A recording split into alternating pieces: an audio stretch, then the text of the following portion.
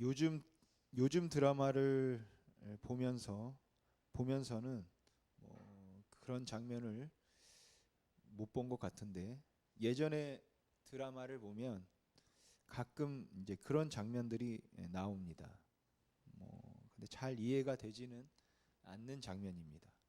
재력이나 그 권력이 있는 사람의 가족이 몸이 안 좋아서 이제 병원에 가서 진찰을 받습니다. 근데 진찰한 의사가 암을 이제 발견하죠. 그리고 그 의사가 환자를 찾아와서 아주 숙연하게, 그리고 정말 안 됐다는 표정으로, 그리고 미안한 모습으로 암이라고 말을 하면 이 환자의 보호자가 의사의 멱살을 잡는 겁니다. 그리고는 절대로 그럴 리가 없다고 하면서 이 사람을 살려내지 않으면 내가 가만두지 않겠다고 엄포를 놓는 장면입니다. 예전에는 그런 장면들이 좀 있었던 것 같은데, 여러분들은 그런 장면들을 보면 이해가 되십니까? 물론 그 심정은 충분히 이해가 되지만 그런 행동은 우리가 이성적이라고 말할 수는 없을 겁니다. 근데 이런 장면이 훨씬 정도가 이제 심해지는 경우가 있습니다. 바로 절대 권력을 가지고 있는 왕의 이야기를 다루는 사극에서입니다. 어이가 진찰을 하고 중병임을 고하면 어이는 왕이 중병임을 선언하는 그 순간부터 마치 그 선언 때문에 왕이 중병에 걸리기도 한 것처럼 죄인이 되어버립니다. 어쩌면 너무 절망적이기 때문에 유일한 희망이라고 할 수 있는 의료진에게 매달리고 애원하는 방법이고, 그 안타까운 심정을 표현하는 모습이라고 말할 수도 있을 겁니다. 아니면 진짜 권력이나 돈을 가지고 있는 사람들은 제발 살려달라고 말을 그런 식으로 윽박 지르듯이 하는지도, 만나보지를 못했으니까 알 수 없겠지만 그렇게 하는지도 모르겠습니다. 아니면 순간적으로 그 책임이 병을 선언한 의사에게 있는 것처럼 착각했기 때문인지도 모르죠. 어제부까지 아무렇지도 않았던 사람이 오늘 진찰받으러 병원에 갔다가 의사의 선언으로 하루아침에 죽게 된 것처럼 느껴졌기 때문에 의사가 이 사람을 아프게 했다는 순간적인 그런 착각이 드는 걸지도 모르겠다라는 겁니다. 그리고 그런 착각을 가능하게 만드는 것은 그 전날까지 그 사람이 멀쩡했고 아무렇지도 않았다는 사실입니다. 아마 갑작스러운 죽음 앞에서 하나님을 원망하는 심정도 다르지 않을 겁니다. 어제까지 아무렇지도 않았는데 갑자기 죽게 되면 멀쩡한 사람을 하나님이 데려가신 것 같아서 우리가 하나님을 원망하게 됩니다. 그러니까 사람들은 아직 괜찮다고 생각하기 때문에 죽지 않을 것이라고 생각하기 때문에, 별 문제가 없다고 생각하기 때문에 갑작스러운 재앙 앞에서 마치 그 모든 재앙의 원인이 다른 사람에게 또는 하나님께 있다고 착각하기 쉽다라는 것이죠. 어떤 한 학생이 폭력 서클에 가담을 하고 일진이 되어서 절제 없이 막 살았습니다. 그런데 부모는 이 사실을 전혀 모르고 있었어요. 하지만 오랜 시간 동안 그 학생은 굉장히 문제가 많은 학생이었습니다. 어느 날 학교의 호출로 부모님이 학교에 가게 됩니다. 그리고 그때서야 그 부모는 자기 자식에게 문제가 많다는 것을 알게 됩니다. 이럴 때 부모들이 공통적으로 보이는 반응 중 하나가 있다면 뭘까요? 친구를 잘못 만나서, 이 아이가 원래는 너무 착하고 괜찮은 아이였는데 왜 갑자기 이렇게 됐는지 모르겠다라는 거겠죠. 안타깝고 절망적인 마음을 이해 못하는 건 아니지만 부모가 몰랐을 뿐이지 사실 이 아이는 괜찮았던 게 아니었다라는 것이에요. 마찬가지로 어쩌면 사람들의 문제는 자신이 아직 꽤 괜찮은 상태라고 생각을 하는데 있는 것 같습니다.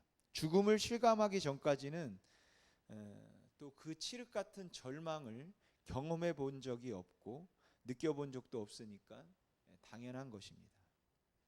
게다가 이 세상에서 인간보다 더 나아 보이는 피조물은 제가 알고 있기로는 하나도 없어서, 모든 인간이 보편적으로 부러워할 만한 그런 피조물은 사실 없습니다. 혹시 여러분 중에 여러분이 꼭 되고 싶은 짐승이 있으십니까? 물론 어떤 분들은 가끔 새가 되고 싶다, 새가 되어서 하늘을 훨훨 날아보고 싶다, 이런 말을 하기도 하죠. 그런데 그 말은 하늘을 날아보고 싶은 충동과 열망이 있기 때문에 나는 새가 되고 싶다고 말하는 거지만, 그것은 잠깐 새가 돼서 날아보고 다시 인간이 될 수 있을 때입니다. 그냥 아주 새가 되라고 그러면 아무도 안 할 겁니다. 여러분 중에 누구도 새가 되기를 원한다든지 사자가 되기를 원한다든지 혹은 뭐 강아지가 되기를 원한다든지, 요즘은 뭐 개팔자가 상팔자라서 혹시 반려견이 되고 싶은 분이 있을지 모르겠지만, 그래도 짐승이 되고 싶은 사람은 아무도 없을 것 같습니다. 그냥 잠깐 되어보고 싶은 짐승은 있을지 몰라도 내가 그 짐승이면 좋겠다 하는 그런 짐승은 없을 것 같아요. 왜냐하면 인간이 그래도 제일 괜찮기 때문에 그런 겁니다. 그런데 요즘은 사람도 짐승이 되고 싶지 않겠지만 짐승도 사람이 되고 싶어 하지 않는다라고 그럽니다.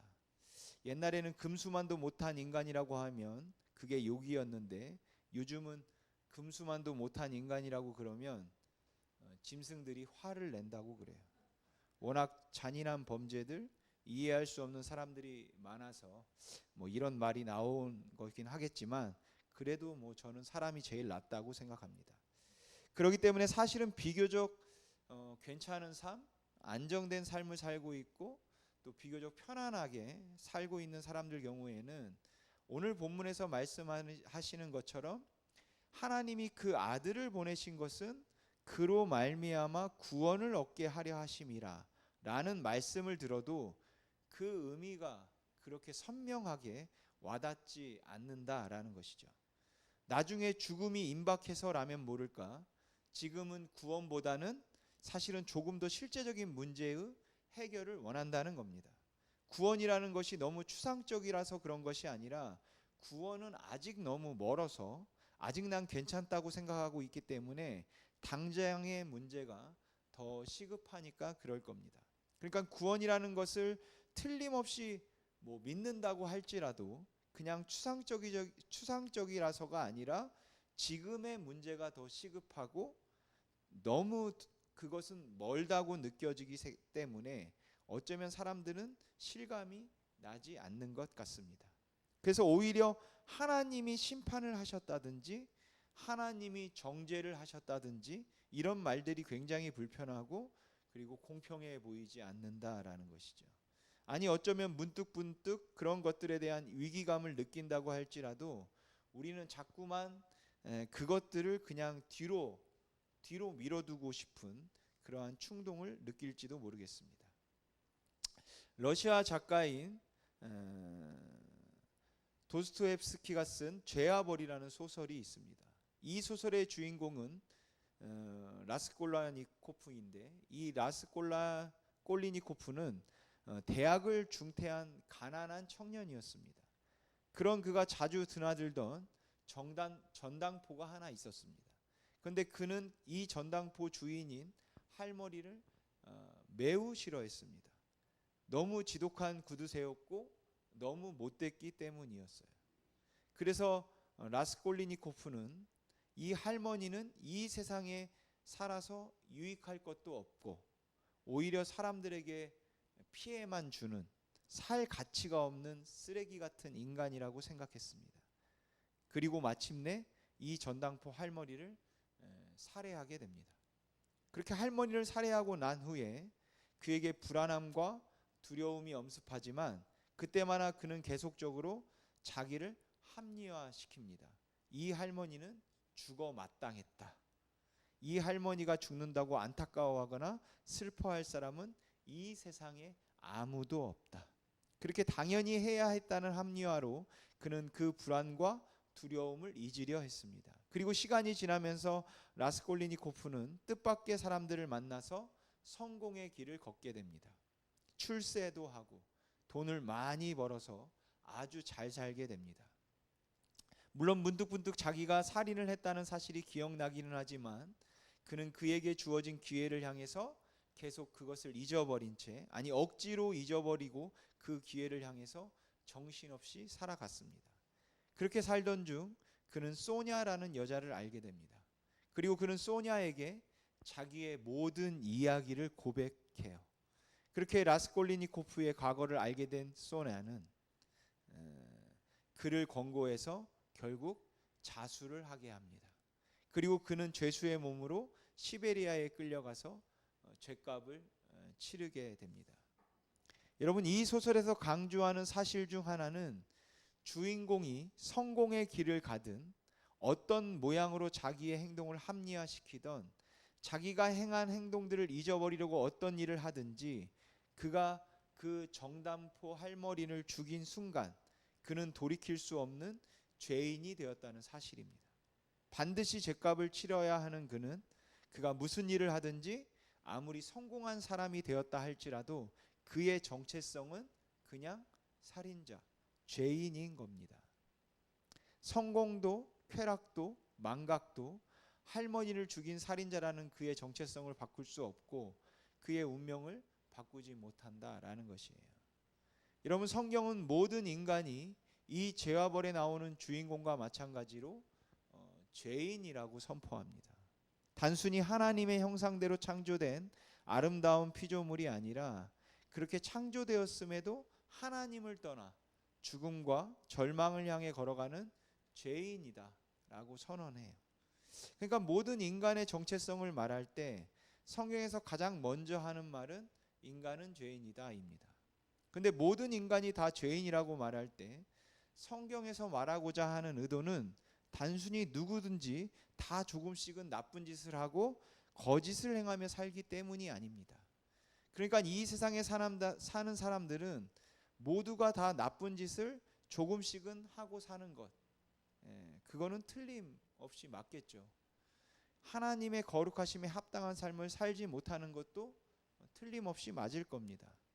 하지만 성경에서 모든 사람들이 죄인이라서 하나님의 영광에 이르지 못한다, 이렇게 말할 때 이 말의 의미는 하나님의 거룩함을 만족시켜 줄 수 없다는 의미뿐만 아니라 그래서 하나님께 갈 수 없다는 의미입니다.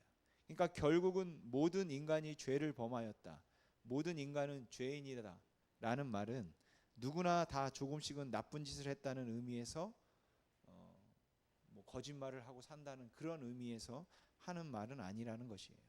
근데 사실은 우리가 사람들은 누구나 다 조금씩 나쁜 짓을 하며 산다고 생각하고 그래서 죄인이라고 이해했기 때문에 사탕 몇 번 훔쳐먹고 거짓말 몇 번 했다고 지옥에 보내는 그 하나님에게서 공의와 거룩함을 느껴지기보다는 오히려 부당하고 불의가 느껴진다라는 것이죠.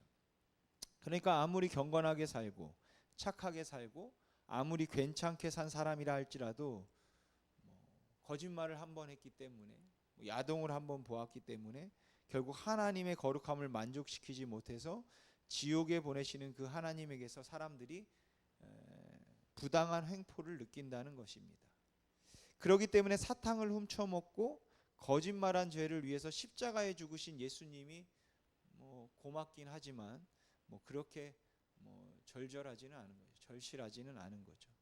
성경에서 모든 사람이 죄인이라고 말할 때 그 의도는 인간은 그냥 철저하게 절망적이라는 것이에요. 아무리 좋은 대학을 나왔어도 아무리 좋은 집에 살아도 아무리 출세를 했어도 인간의 결국은 절망이라는 겁니다. 그리고 그 말이 죄인이라는 뜻입니다. 그리고 이런 의미에서 인간이 죄인이라는 것을 안다면 예수님이 세상을 심판하러 오신 것이 아니라는 그 의미도 우리가 어렵지 않게 이해할 수 있습니다. 여러분, 예수를 믿는 자는 구원을 얻으리라는 말씀은 예수를 믿지 않는 자는 심판한다라는 의미가 아닙니다. 주님은 당신을 믿지 않는다고 정죄하는 분도 아니고 당신을 믿지 않는다고 지옥에 보내시는 분도 아닙니다. 주님은 주님을 믿지 않는다고 지옥에 보내시는 분이 아니라고 이렇게 말하면 오늘 목사님이 좀 이상한데 그러실 것 같아요. 여러분도 아시겠지만 예수 천당 불신지옥이라는 말이 있습니다. 지금도 그렇게 외치는 분들도 있고 우리가 그렇게 외치며 전도도 했었죠. 근데 이 예수 천당 불신지옥이라는 말은 복음의 본질을 왜곡시킬 수 있겠다는 생각이 듭니다. 왜냐하면 예수를 믿으면 천국에 가고 예수를 믿지 않으면 지옥에 간다는 말이 마치 불신을 심판과 정죄의 원인으로 말하고 있는 것 같아서 그렇습니다. 여러분, 불신은 심판의 우선적인 원인이 아닙니다. 그러니까 안 믿었기 때문에 지옥에 가는 게 아니라는 것이에요. 예를 들어서 어떤 사람이 자기가 아프지 않은 줄 알고 살았습니다. 근데 사실 그는 굉장히 아픈 사람이라서 얼마 살지 못할 사람이었어요. 어느 날 의사가 진찰을 해보더니 말합니다. 많이 아프십니다. 오래 살지 못할 것 같네요. 그렇지만 고칠 수 있는 약이 있습니다. 이 약을 먹으면 살 수 있습니다. 근데 이 환자는 증상도 별로 없고 활동하는데 크게 지장이 없는데 그렇게 말을 하니까 도대체가 믿을 수가 없었습니다. 그래서 말했습니다. 아니, 됐습니다. 나는 멀쩡하니까 그 약 먹지 않아도 괜찮습니다. 나는 원래 약을 좋아하지도 않고 믿지도 않습니다. 그리고 그 약을 먹지 않았습니다. 근데 정말 얼마 되지 않아서 그가 죽었습니다. 병이 들었음에도 불구하고 자기가 멀쩡하다고 생각해서 약을 먹지 않은 것이 이제 문제였던 거죠. 그렇다면 그 약을 먹지 않아서 죽었다는 말은 맞지만 약을 먹지 않은 것이 그를 죽였다고 하면 그건 틀린 말입니다. 왜냐하면 약을 먹지 않은 것은 그가 죽게 된 우선적인 원인이 아니기 때문입니다. 그를 죽게 만든 우선적인 원인은 그가 병을 가지고 있었다라는 것이죠. 그 병이 그를 죽게 만들었고 살릴 수 있는 길이 있었을 뿐입니다. 근데 이런 경우는 좀 다릅니다. 어떤 사람이 비교적 아주 건강하게 잘 살았습니다. 근데 어느 날 병원에 갔더니 의사가 불로장생하는 약이 하나 있다고 하면서 그 약을 소개해 주었습니다. 하지만 그는 불로장생하고 싶은 마음도 별로 없었고 의사의 말도 믿어지지 않아서 그냥 싫다고 했습니다. 그랬더니 그 의사가 협박을 하며 이렇게 말합니다. 지금 이 약을 먹지 않으면 당신은 불로장생을 원하지 않는 것으로 간주하여서 이 약을 만든 사람이 언제 찾아와서 당신을 죽일지 모릅니다. 그러나 나는 일단 이 약을 당신에게 소개했기 때문에 당신의 죽음에는 아무 책임이 없습니다. 그리고 얼마 후에 불로장생약을 먹지 않았다는 이유로 그 제약회사의 직원이 밤중에 찾아와서 이 사람을 죽였습니다. 이 경우에 이 사람의 죽음의 우선적인 원인은 약을 먹지 않았다는 겁니다. 약을 먹지 않았다는 사실이 그를 죽게 만든 거죠. 여러분은 지금 제가 말씀드린 이 두 경우의 차이를 이해하시겠습니까? 저는 예수 천당 불신지옥이라는 이 외침에서 사람들이 들었던 메시지는 두 번째 이야기라고 생각합니다. 안 믿는다고 지옥에 보내는 하나님이라고 사람들은 들었고 그렇게 기독교는 독선적인 종교가 되었습니다. 그러니까 하나님께서 우리에게 주고자 하는 것이 아무리 좋은 것이라 할지라도 인간의 의지적 선택을 무시한 채 강요된 사랑에서 사람들은 처절한 은혜를 느낄 수 없었다라는 것이에요. 오늘 본문에서도 예수님께서 그렇게 말씀하지 않으셨습니다. 하나님이 그 아들을 세상에 보내신 것은 세상을 심판하려 하심이 아니다. 그로 말미암아 세상이 구원을 얻게 하려 하심이라. 하나님의 아들이 와서 안 믿는 사람들을 심판하는 것이 아니었다는 것입니다. 그래서 18절에서 예수님은 이렇게 말씀하시죠. 우리 같이 한번 읽어보겠습니다. 시작. 그를 믿는 자는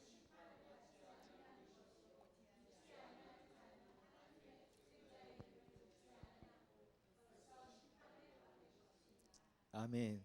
믿지 아니함으로 정죄를 받는 것이 아니라 이미 정죄함의 상태에 있었다라는 것이죠.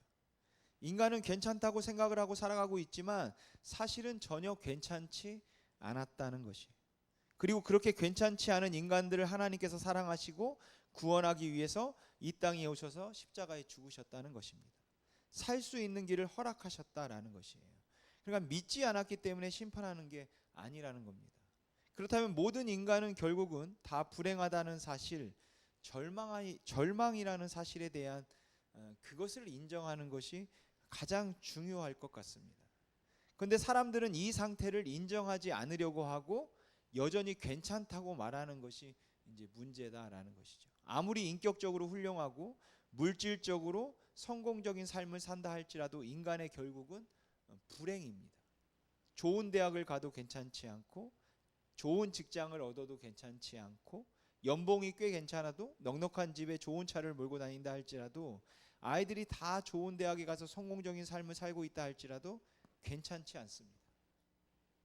어떤 삶을 산다 할지라도 여러분에게는 아무런 소망이 없고 여러분에게는 아무런 가능성이 없다라는 것이에요.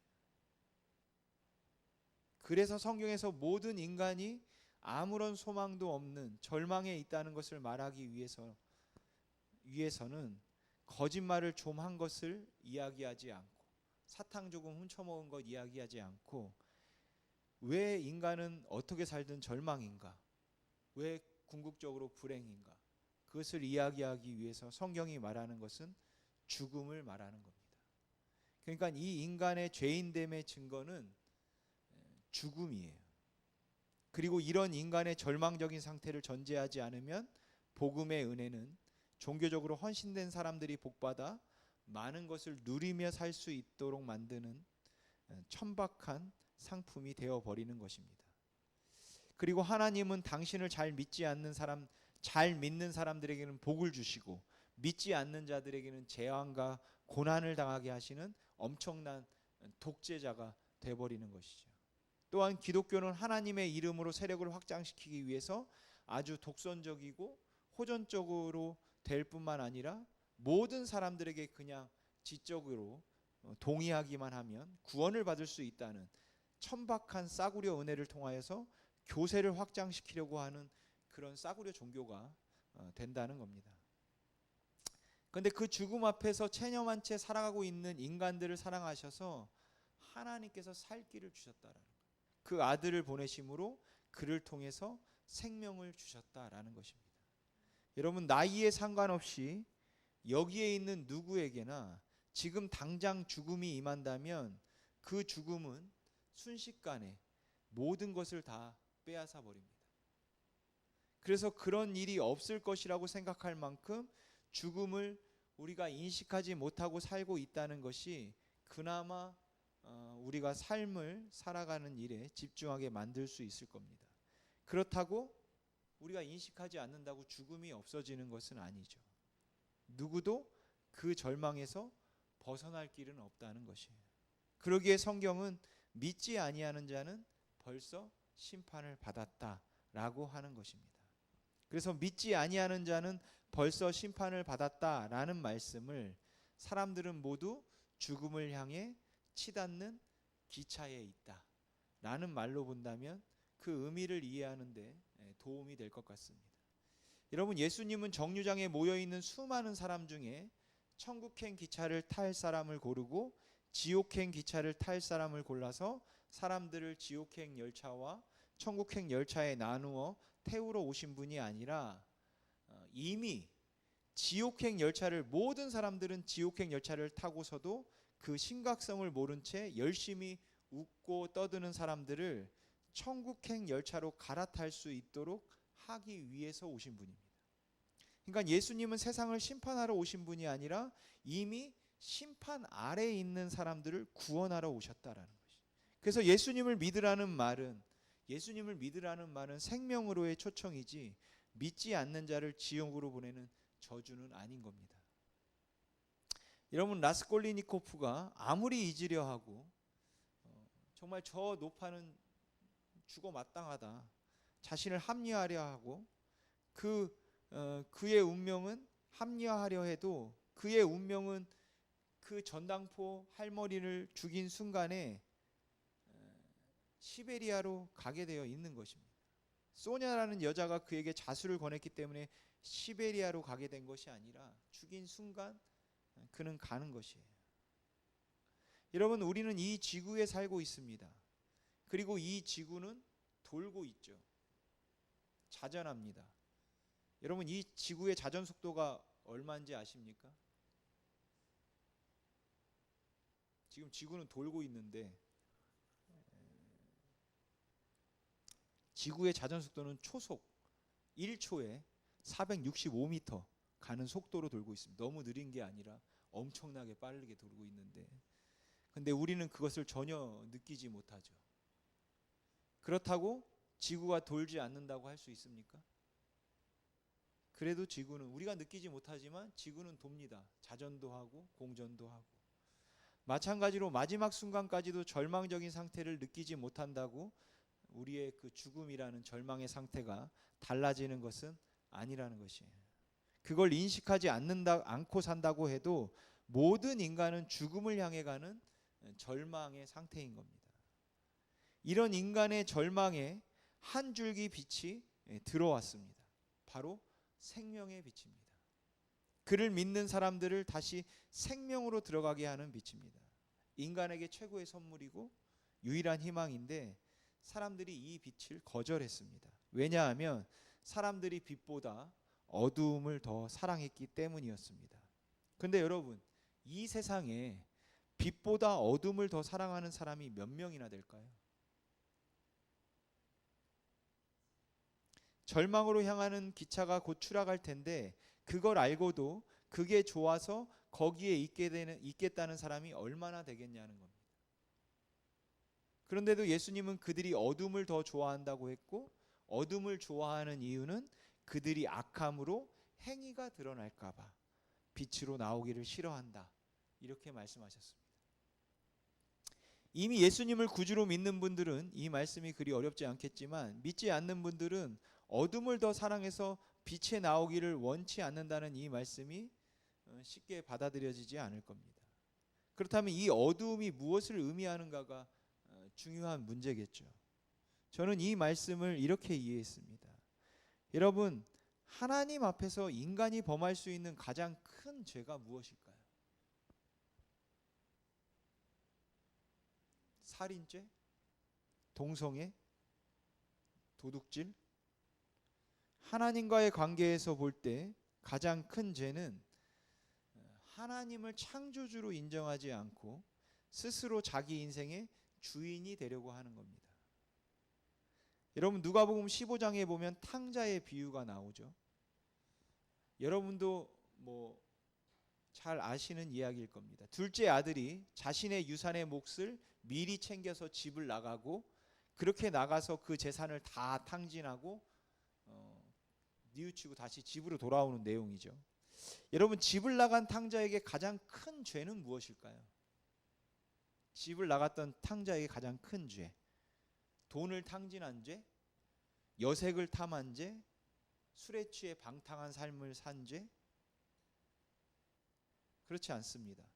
탕자에게는 그런 죄보다 아버지를 떠난 죄가 더 크고 어두운 죄였습니다. 그리고 이 말은 반대로 해도 성립됩니다. 그는 자기가 인생의 주인이 되어서 마음껏 돈도 벌어보고 써보기도 했습니다. 그는 원하는 대로 소유하고 누리고 싶어서 아버지를 떠났습니다. 그러니까 탕자는 설령 그가 허랑방탕하지 않고 사업을 매우 잘해서 성공한 사업가가 되어 어려운 사람들을 많이 구제해도 그 선행조차 아버지에게는 불효라는 거예요. 그러기에 탕자와 아버지와의 관계에서는 그가 그렇게 훌륭한 사업가가 되는 것보다는 망하는 것이 복입니다. 왜냐하면 그래서 아버지께 돌아올 수 있었기 때문에.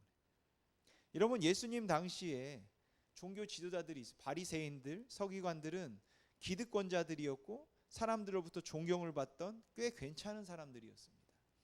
그러나 그들은 그러한 것 때문에, 즉 죄인들인 세리와 창녀들에 비하면 우리는 괜찮다, 저 죄인들보다 우리는 그나마 낫지, 그런 사람들이기 때문에 하나님을 필요로 하지 않는 또 다른 탕자들이었다라는 것이.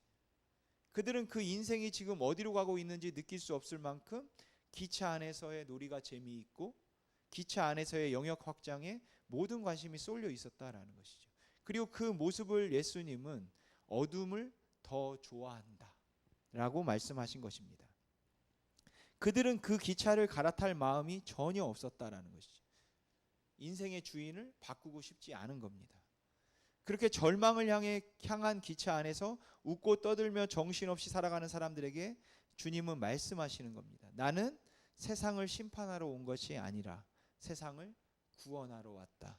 누구든지 이제 나를 믿는 자는 심판을 받지 아니하리라. 그런 의미에서 이 세상에 나가서 우리가 하는 전도는 정말로 애정과 그리고 겸손이 있는 전도여야지, 마치 예수님이 우리를 정죄하러 오신 분인 것처럼 그렇게 너무 공격적으로, 너무 전투적으로 예수 안 믿으면 지옥 간다, 그리고 너무 무섭게 성내듯이 해서는 안 될 것 같다고 생각합니다. 사랑하는 성도 여러분, 만약 추락하는 기차 안에서 여러분 곧 죽게 될 것을 알고 있으면서도 인생의 궁극적인 관심이 쾌락, 또 내 소유의 축적에 있다면 그것은 어차피 달리 방법이 없다는, 이 죽음을 피할 길이 없다, 그 체념에서만 가능한 현상일 겁니다. 그러나 살고자 하는 사람의 궁극적인 관심은 빨리 그 기차에서 내리는 것일 뿐일 겁니다. 그래서 예수님은 오늘 모든 사람들에게 말씀하시는 거예요. 살 길이 있다. 살 수 있다. 여러분, 예수님을 정말 만난 사람들은 정말 살 수 있습니까?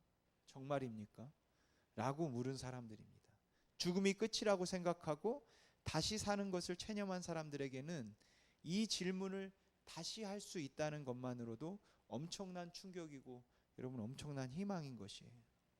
그리고 예수님은 친히 십자가에 달리시고 부활하심으로 그 말이 사실임을 확인해 주셨습니다. 여러분, 지난 2000년 동안 수많은 사람들이 절제하고 희생의 삶을 살고 자신이 손해보는 삶을 살고 때로는 순교의 길을 가면서 증언하고 싶은 것은 바로 이것이었습니다. 살 길이 있습니다. 예수를 믿으면 살 수 있습니다. 이 기차가 아니라 다른 우리가 기차를 옮겨 타야 합니다. 그리고 우리는 이렇게 고백합니다. 내가 그 예수를 믿습니다. 내가 그 살 길인 예수 그리스도를 믿습니다. 여러분, 이 고백이 영원한 저와 여러분의 고백이 되고 또 감격이 되고 능력이 되고 힘이 되고 참 소망이 되기를 주님의 이름으로 소망합니다. 기도하겠습니다.